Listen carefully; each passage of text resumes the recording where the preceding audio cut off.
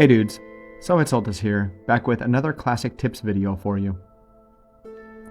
As you're probably aware by now, warriors are the undisputed kings of Classic, with both amazing tanking and DPS capabilities.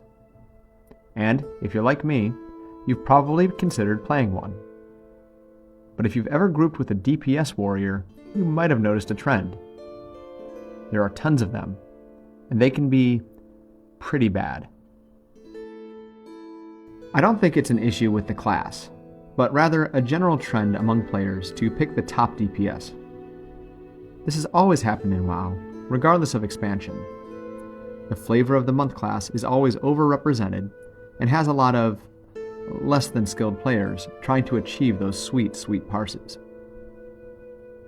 So, considering the overwhelming popularity of DPS warriors in Modern Classic, I thought it might be a good idea to offer some helpful tips and tricks to playing this class. Whether you're just starting at level 1 or have already reached endgame, these tips will help you to zug harder while not making your party hate you for it. As always, if you like this video or find it useful, make sure to subscribe. I truly appreciate your support. But for now, let's get right into it. Here are 9 tips and tricks for playing a DPS warrior in Classic WoW. Tip number 1. Kill Skull first. Target priority is essential in both dungeons and raids, and warriors are often the culprits when things go awry. When your tank marks targets, always focus on the skull icon first. This ensures that you're attacking the most immediate threat, reducing the chances of pulling aggro on secondary targets. As a DPS warrior, you may end up tanking this initial kill target, but that will allow your tank to hold the other mobs that much easier. Remember, failing to follow kill orders can lead to chaos, especially if you inadvertently draw attention to yourself or unmarked mobs. Pay close attention to the tank's actions and use your damage potential to eliminate high-priority enemies efficiently. Tip number 2. Expect to take damage. As mentioned in the first tip, DPS warriors can easily pull aggro since they don't have any threat dumps like Fade or Vanish. As such, you should expect that you'll end up tanking the first kill target. Don't freak out if it starts smacking you around, and definitely don't run around like a chicken with its head cut off. Stay calm and take the hits if this happens. Also, unlike ranged DPS classes that can keep their distance, melee warriors are always in the thick of the action. This means you'll be taking unavoidable damage from cleaves, AoE effects, and direct attacks. Keep this in mind when choosing your positioning, and be proactive in using abilities like Shield Wall or Retaliation when things start to get hairy. Warriors are not fragile by any means, but reckless gameplay will make you more of a liability than an asset. Tip number 3. Interrupt. A good DPS warrior knows that success is not just about dealing damage. It's also about utility. Pummel is one of your most valuable abilities, allowing you to interrupt enemy spellcasting and protect your group from the spells. Watch out for enemy casts, especially heals and fears, and be ready to shut them down by keeping at least 10 rage at the ready when dealing with casters. This is especially critical in dungeons and raids, where interrupted spells can mean the difference between a wipe and a smooth run. Finally, practice timing your interrupts perfectly, as even a single well-placed pummel can earn you the respect of your group or guild. Tip number 4. Cleave mindfully. While it's tempting to go all out with abilities like Cleave or Whirlwind when fighting groups of enemies, this can sometimes lead to disaster. Cleave abilities generate extra threat, which might pull enemies away from the tank. Furthermore, these abilities often break crowd control effects like Sheep and Shackle, which can be disastrous for your party. These additional problems can overwhelm your healer and even wipe the group, so always assess the situation before using these skills. If the tank is struggling to hold aggro, consider focusing on single target damage instead. Again, remember to kill the skull first. Controlled AoE can be highly effective, but reckless use of it will often cause more harm than good, so just be careful.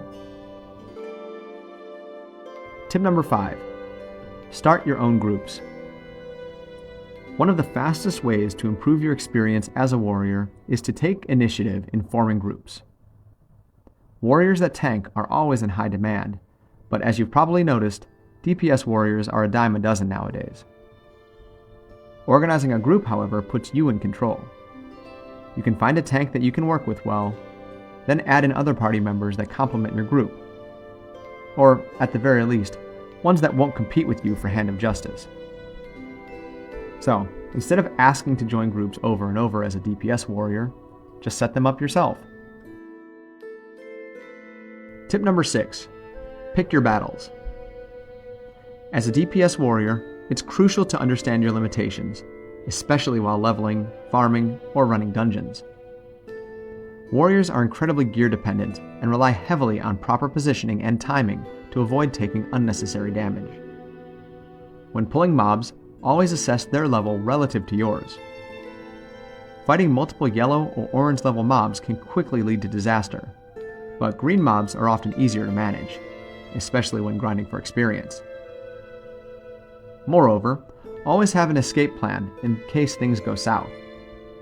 Keep a clear path behind you, or use abilities like Hamstring to slow enemies down while you retreat.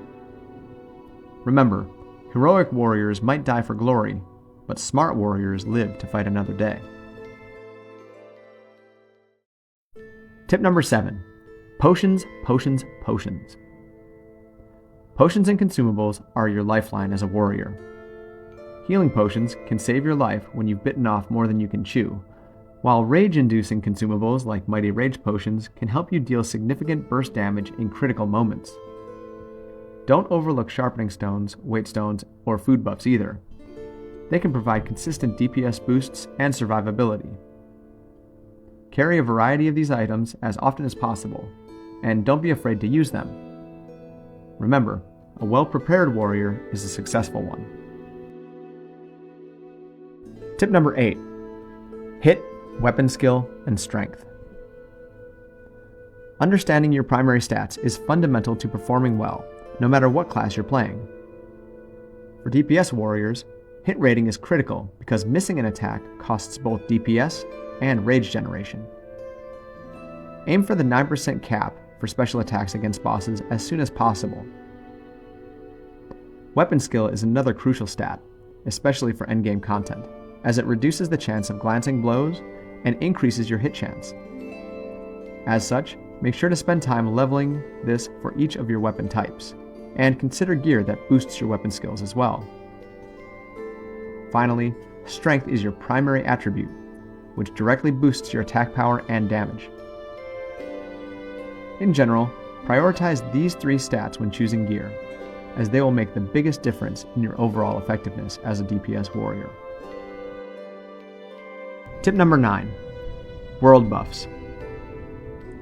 Last but not least, world buffs like Rallying Cry of the Dragon Slayer or Songflower Serenade are a significant boon to warrior DPS. While the process of obtaining these buffs can be tedious, the extra critical strike chance, attack power, and other bonuses are well worth it. Melee DPS classes benefit immensely from these buffs, more than any other role in the game. So, coordinate with your guild and pay attention to your server's trade chat and/or Discord server to gather these buffs efficiently.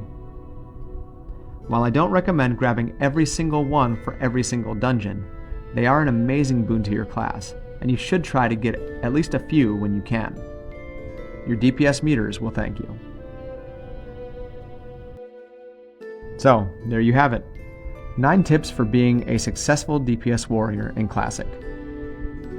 Overall, warriors are a pretty straightforward class to play as DPS, but they can get a bad rap for being meatheads. If you know your role and play strategically, however, you can really shine in your groups. That said, what do you think? Did any of these tips help you improve as a warrior? Is there anything I left out? Let me know by leaving a comment down below. I'd love to hear your thoughts. If you enjoyed this video or found it useful, make sure to subscribe and hit the bell so you get notifications when I release new content. There's still a lot more to come, so I hope to see you in the next one. But that's it for today. Thank you so much for watching, and as always, take it easy, guys.